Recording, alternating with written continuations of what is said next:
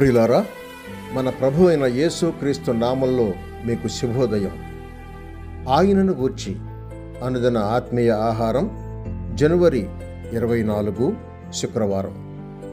నేటి మన ధ్యాన లేఖనం ఆదికాండం 50వ అధ్యాయం 15వ వచనం.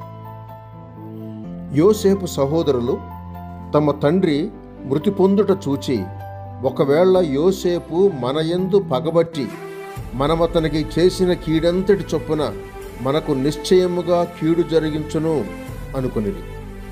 వ్యాఖ్యాన అంశం క్షమాపణ. వ్యాఖ్యాన అంశం క్షమాపణ.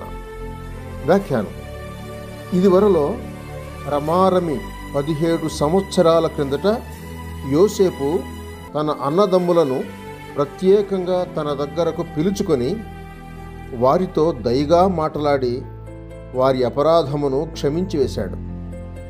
కానీ యోసేపు దయను నమ్మలేని ఆ అన్నదమ్ములు తమ తండ్రి చనిపోగానే మళ్ళీ భయపడి లేనిపోని వర్తమానాలను యోసేపు దగ్గరకు పంపుతూ ఉన్నారు. అందువల్ల యోసేపుకు చెడుగు రాలేదు, కానీ అన్నదమ్ముల అవిశ్వాసం మనకి అగపడుతూ ఉంది.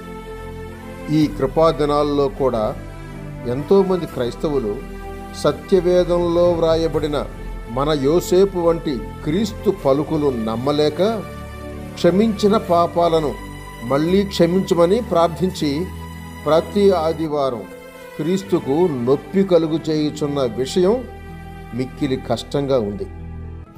కొలసయ్యులకు రాసిన పత్రిక 2వ అధ్యాయం 15వ వచనం, 1 యోహాను పత్రిక 2వ అధ్యాయం 12వ వచనం, ఎఫెసీయులకు రాసిన పత్రిక 1వ అధ్యాయం 17వ వచనం అనే వచనాలలో తేటగా నమ్మిన వారికి క్షమాపణ కలిగినట్టు వ్రాయబడింది.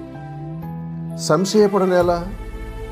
క్షమించిన వాటిని మళ్ళీ ఎన్నడూ మీ మీదికి జ్ఞాపకంగా తేబడవు. ఇది మీరు నమ్మలేరా? ఎందుకు నమ్మలేదు? కలిగిన క్షమాపణకై స్తోత్రములు చేయండి, కానీ వాడుకగా నన్ను క్షమించమని ఇక అడుగురాదు. నేను వారి దోషముల విషయమై దయగలిగి వారి పాపములను ఇక ఎన్నడను జ్ఞాపకము చేసుకొనను అని ప్రభువు సెలవిస్తున్నాడు. హెబ్రీయులకు రాసిన పత్రిక 8వ అధ్యాయం 12వ వచనంలో. సహోదరుడు సైలస్ ఫాక్స్. శుభములతో వందనాలు.